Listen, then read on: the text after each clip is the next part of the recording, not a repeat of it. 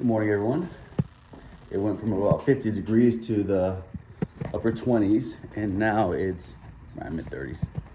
So what I'm about to do is re-oil this S&B cold air intake filter, large cone filter that comes with the kit. I've had it for 95,000 plus miles, so we do a bit of oiling and installing. So bear with it.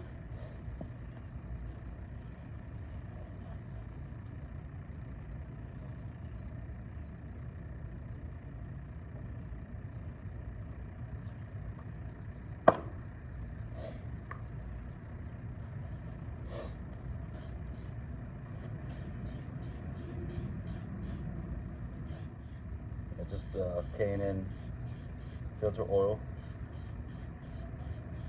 That's all this is. Alright, so just get it, apply it, clean it off the ends here. I'm just gonna go install it. Or better yet, we're gonna go install it. It's a team effort, right? We're doing this together. At least you're coming along for the ride.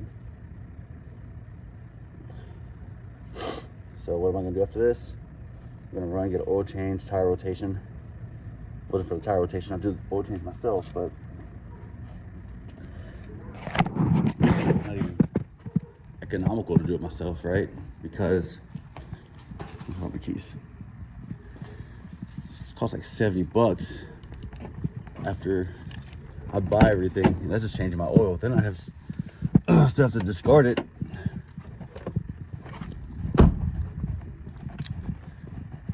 Hold on a second, guys. Going down to like my crotch area.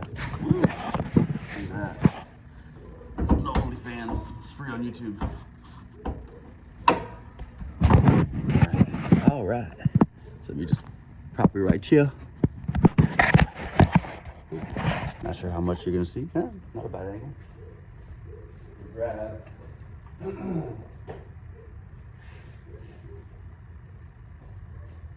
Tools and the hardware.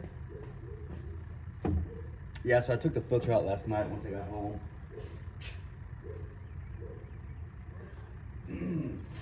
Clean it up so it can dry overnight, so I wouldn't have to deal with the waves this morning. So this is an S&B cold air intake. It's the largest one on the market. It's a big biatch, right? So big, in fact, that's kind of a pain in the ass to get back into the actual air box that there's water in. I thought, isn't there a drain hole?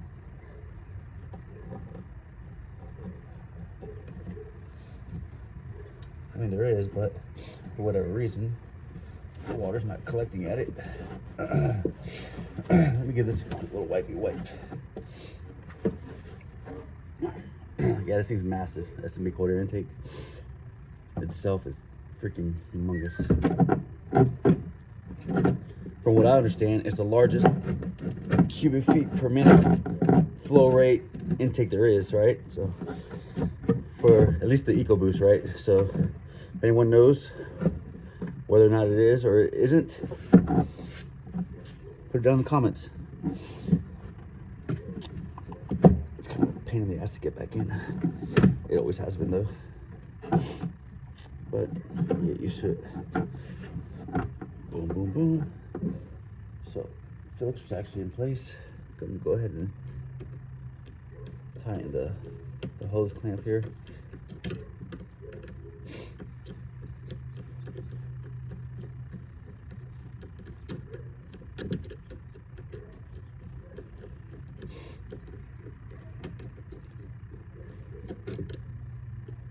Now when I ordered this thing and it arrived, I was living north of here, north of town.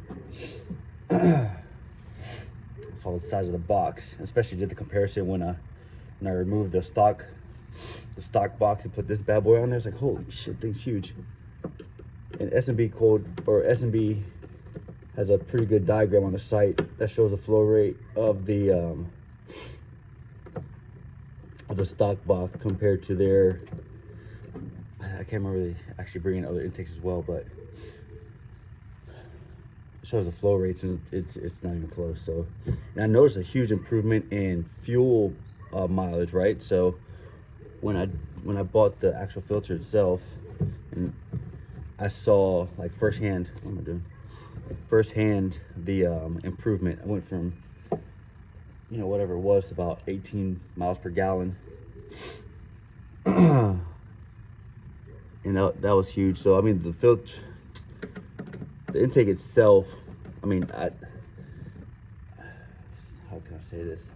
So over time, I'm sure this thing is paid for itself with the simple fact that fuel costs, right? Now back when I got the truck, I was paying 258 to 265 a gallon average. This was back in late 2019, early 2020, for premium, right? Because I have a 93 octane SCT. Well, I have an SCT tuner, and I run the 93 octane tune, and that is, I mean, it's a different truck at that point, right? So when I detune it, I don't want to say I was forced to detune it, but I decided to detune it after the new administration, you know, did what they did, and the gas prices skyrocketed. I had to switch it back to 87 octane tune because I just couldn't afford it. Well, I could afford it, but I just didn't want to dump all this money into fuel, right? It kind of sucks. So, but the truth is, right now I'm running the 93 octane tune because I felt froggy, and I decided to jump, you know. So I noticed there was a huge decrease in fuel consumption. I'm sorry, a huge decrease in fuel efficiency, increase in consumption here recently. So I thought my filter being clogged or dirty, which it was. I mean, the water, immediately when I submerged it into that 5-gallon bucket yesterday with soap and warm water, that the water turned to like Nestle Quick, went fucking ink. So yeah, I'm pretty sure that my filter was dirty. Right now, the pine trees here in North Carolina, it's March 14th, 2023 right now. The pine trees here in North Carolina, you know, if you're here, just pissing down pollen. Maybe not just the pines, right? So I know there's a dogwood right next to me that's doing a pretty good job of painting my truck yellow. So yeah, nice last little fastener here. And CPR security system just whistled at me. Okay. One thing I have to do as well is go back into my tuner and tell my truck that it's running 35-inch tires, because it's not running. I guess when I returned it to stock settings before I uploaded the 93 octane tune again, it went back to thinking it had stock size tires, so my speedometer's off, right? And I can tell when I'm running Waze or any other GPS mapping application, I can tell that when I'm going 60 on the speedometer, I'm actually doing about 64, 65, like true ground speed. So that's not good, because that's that can cause issues with law enforcement, right? Because I don't want, if I'm going to speed, I'm going to speed on purpose, but I don't want to speed by accident, right? I don't want to think that I'm going 55, I'm actually going 50 or going 60, and then you get whatever law enforcement officer that's just doing their job, right, to pull me over and beat my ass in that fashion. So take filter clean, installed. It's dirty, man, that sucks. I went off-road a few weeks ago with a buddy of mine to the spot where we go shooting, and look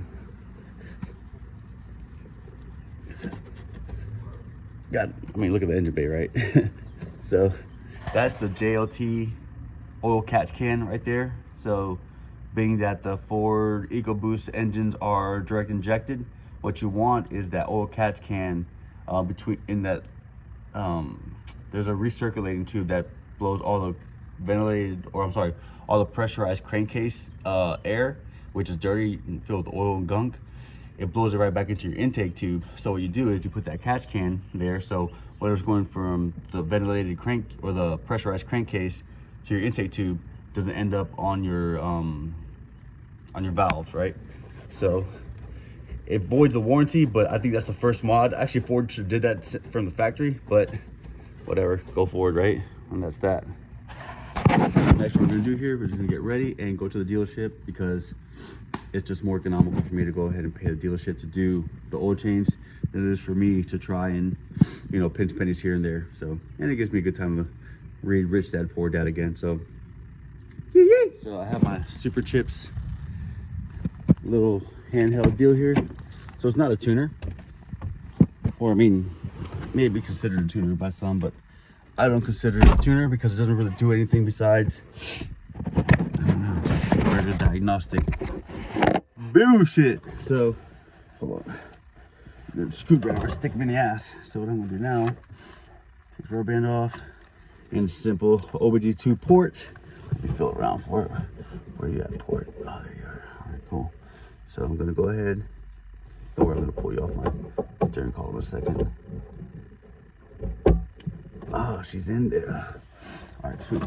Super Chips in hand. Stretch the cord out. All right, it's on. This bad boy. Woo-hee. Okay, options. Options. Tire calibration. Yep, that's what I want. Turn ignition on. On. Don't turn the motor over. Just turn the ignition to on. Boom. It's on. All right.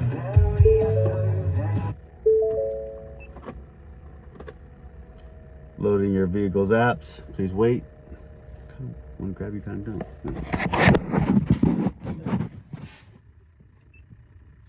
All right, turning it fresh. Okay, it's on. Our vehicle communication. Auto start, light, auto lock, remote start, axle ratio. Is that what you're looking for? No, it's axle ratio. Tire size. Oh, it wants to. You gave me the stock 29.5, I guess. Got some 35s, baby. 34.27 and exit, press OK, save. Modification was successful. Please cycle ignition. So please cycle ignition.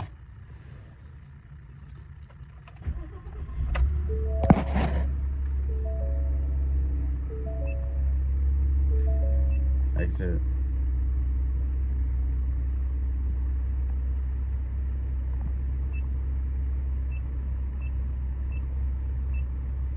Okay, looks like we're done here. Hopefully. I'm always weird about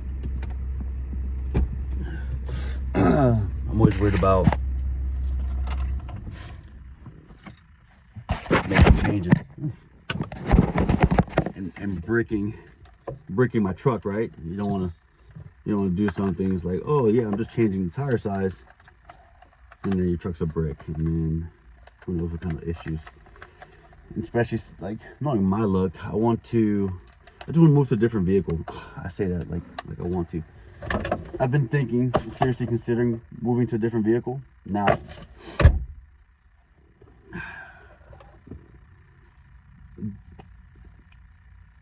I don't want to put myself in a position, cold lip balm. I don't want to put myself in a position where I miss the capabilities of the truck itself, right? So that's the hard part. It's like that balancing act, that juggling act. But I'm gonna go inside, prepare myself to take off, and then we'll resume then, okay? Yee! All right, so I got a couple things done earlier today. It's not early now, it's 3:26 p.m. on the 14th of March. So yeah, consecutive days, right? Which is good for me. My spirits are high, everything's good, joy's elevated, all that good stuff. So I was scrolling around a little GPS app, looking around, zooming in, zooming out, and I found a place called Morrow Mountain State Park, which is pretty cool. I have a story about Morrow Mountain, and the first time I heard that term, not the term, but first time I heard that years ago. It's a fun story. It's near and dear to my heart. It's so yeah, I'll cross that bridge in a little bit. But right now I just left the house. The house is probably like 5 miles behind me. I am headed west, and I know it's gonna be a beautiful drive. I'm about 90 miles from the park itself, so it's good to know that's that close, but yet that far, so I can actually make a trip out of it. I got a good friend of mine that's in town, so I'm gonna swing by and see them over at Smithfield's Chicken and Biscuits. and just make a short visit out of that. Then I'm going to smash a sugar-free Red Bull, and then I'm going to hit the road and take in the sights, and hopefully be able to provide you guys with some decent quality footage that you enjoy, and upload it to YouTube so we can reference it. You and I can reference it from now until we no longer care to reference it. So let's get going. Yeah. All right, team. I was a little ambitious for the day trip to Morrow Mountain State Park, so that's still doable. Hell, it can even happen tomorrow. Oh gosh, I got probably an eyelash or fuzz in my eye. The thing is, it's far enough away to where it doesn't make sense to go so late in the evening. I say evening, so late in the afternoon, because it's gonna be approaching darkness when I get it. It's gonna be cold as hell, and yeah, it's just the juice is worth the squeeze, but a little more planning needs to go into this versus me just kind of just pulling out and going bang, and I'm gonna go that far. But it's not far, but it's far enough that it just doesn't make sense. All right. So I kind of stopped, did a quick Google search for state parks near me. I saw there's a Lumber River State Park, 6.8 miles away. That makes a lot more sense. It's easier to chew on that, easier to digest without giving myself heartburn. So as it sounds, Lumber River has a river that flows through it, the Lumber River, in fact. So yeah, the audible was called. I have made the decision, and that's where I'm going right now. So 3.5 miles, I'm making a left on Main Street, and I'm 14 minutes from my destination. But we'll do something, right? We'll get up, get out, nice out. I'm sure you guys, well, not sure if you can tell, but I hope like hell that you can tell, right? So, juggle. All right. Oh, hey, why are you driving all crazy over there, guy? Yeah, 10 and 2, my boy. So yeah, I'm gonna go over there, spend a little time, and then I'll turn around and go back home and solve for X being dinner. So yee. All right, so I just used that outhouse and it was incredibly clean. Why did I feel the need to mention that? I don't know, I just did. So let's do this. Walk down to the Lumber River. I don't think I've ever been on the banks of the Lumber River, at least, gosh, not my, yeah, no, I don't think I have. I mean, I've crossed it a zillion times, traveling north and south on Interstate 295, or I'm sorry, Interstate 95, headed to Florida or Georgia or what have you, or Vicky Burka. But go Dove, go Dove, go. But yeah, we're walking up now, less than 100 yards away from it. It's pretty cool to see. I'm gonna get a couple casts. I just have these little zoom trick worm here. I'm gonna cast in there, hopefully catch something. Man, I've been it's pulling teeth again, trying to get a fish on in front of you guys, right? Because you guys are a great audience, you guys deserve it. But goodness, it's been tough, but whatever. I'm gonna get up here and then turn around so you guys can actually see the stretch of the river here. It's flowing too, so I don't have any bullet weights. Well, I do, but they're in the truck and I can't turn around to get them, but we'll see.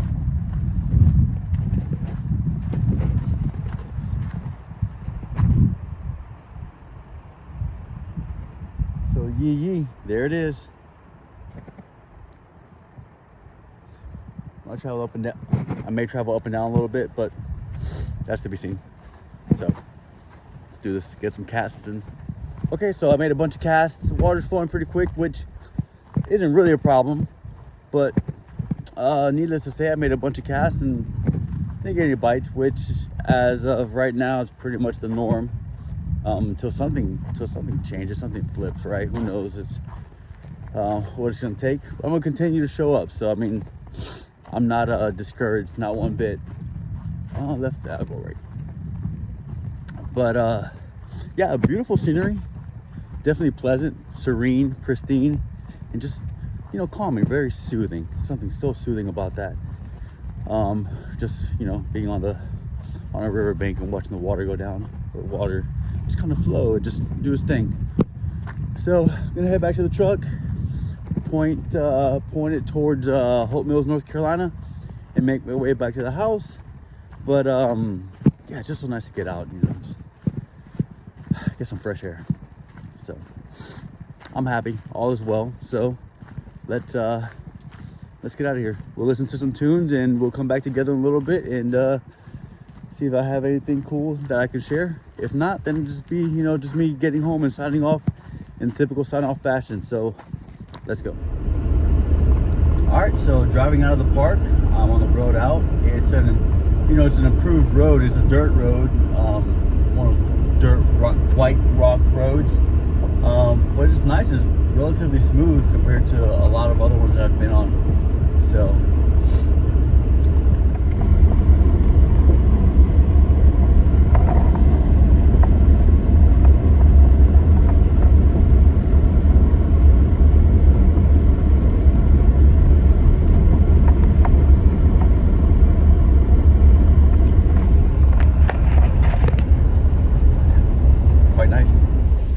Guys, so I'm back home, back in the kitchen, making a little bit of dinner. Not sure if I was going to focus on that, but that's a new little shirt that I got from here. Cedar. I am making some asparagus along with a sweet potato and some kimchi I'm going to have as a side because I like to have some kind of live culture probiotic fermented food just to keep the gut in check. Gut health is important for many things. A little bit of kefir. It's that liquid yogurt. Cultured, bacteria ridden, good. And it's really good if you get the flavored stuff. And it's really, really good if you get the organic stuff. So I'm going to go ahead and piece this video together for you guys. Today was eventful, but not as eventful as the last 2 days. So we'll see what tomorrow has in store. Tomorrow I may wake up early, go down to the Ford dealership, get my truck looked after, and then make it out to Morro Mountain. So stay tuned, guys. I'm hoping. Good night, all right? Yee!